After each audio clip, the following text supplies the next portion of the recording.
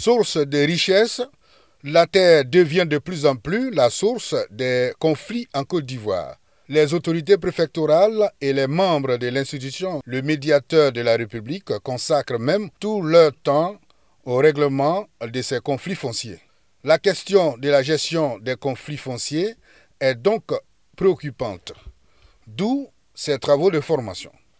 Ils ont réuni spécialistes des questions foncières, cadres des administrations publiques, chefs traditionnels, membres du corps préfectoral et acteurs de l'organe de médiation.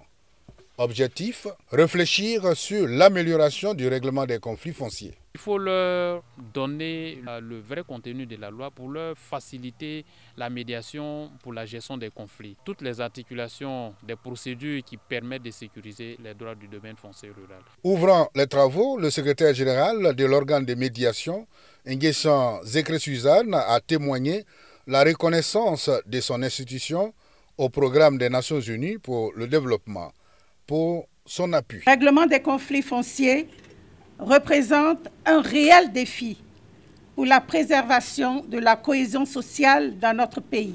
L'appui du programme des Nations Unies pour le développement permet la réalisation de cette importante activité dont la contribution à la pacification du climat social est évidente. Durant 3 jours, les participants vont échanger sur le domaine foncier rural.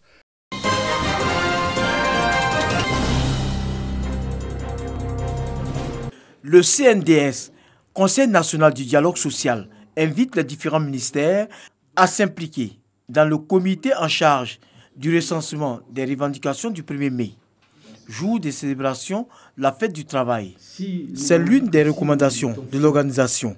À l'issue de sa première session, les conclusions des travaux ont été présentées au ministre Pascal Abina Kouakou, chargé de l'emploi et de la protection sociale.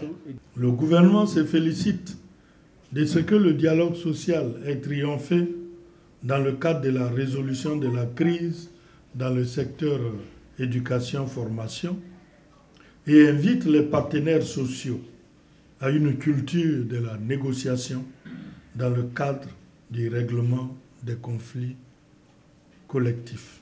Des échanges avec la presse ont permis au CNDS de faire le point de la situation du Fonds social de l'année 2018.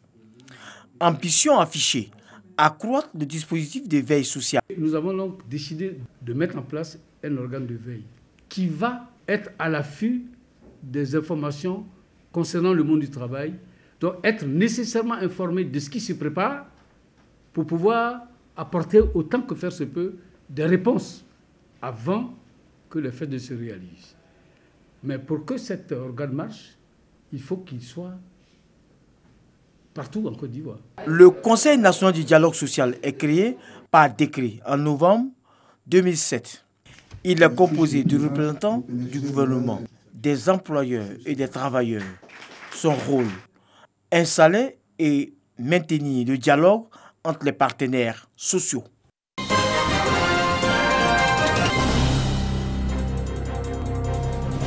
Avec la mention très honorable et les félicitations du jury, Paul Kofi Kofi, par son acharnement au travail, est désormais docteur en sciences économiques et développement.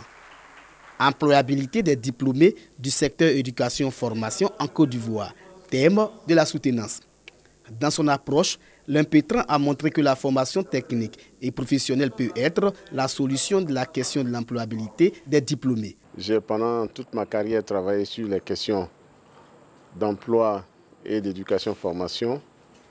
Il se trouve qu'aujourd'hui, l'actualité, ici et ailleurs, nous démontre que le problème du chômage des diplômés est un problème essentiel pour nos pays et montrer que la formation professionnelle et technique peut être une voie, une solution pour résoudre ce problème puissant dans le développement de nos pays.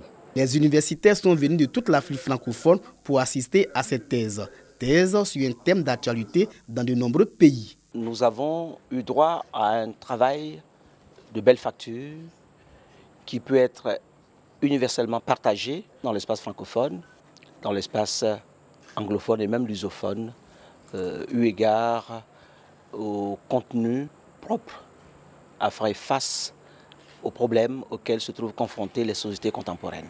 Des présidents d'institutions, des personnalités de haut rang, la gendarmerie nationale, l'armée, parents et amis étaient présents. Au total, ils sont 34 impétrants à soutenir les thèses de doctorat en l'UFR des sciences économiques et développement.